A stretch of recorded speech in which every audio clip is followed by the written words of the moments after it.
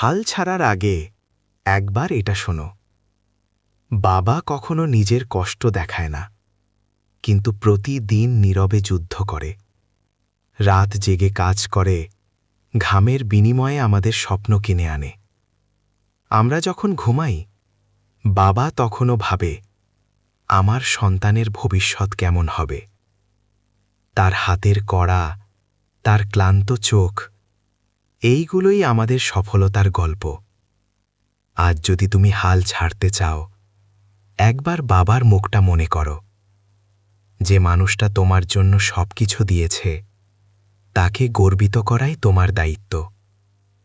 শেষে আমি বলতে চাই, বাবার স্বপ্ন কখনো ভেঙে দিও না, হাল ছেড়ো না। ভিডিওটি ভালো লাগলে লাইক এবং শেয়ার করো। আর নতুন নতুন মোটিভেশনাল ভিডিও চাইলে আমাদের চ্যানেলটা সাবস্ক্রাইব করো।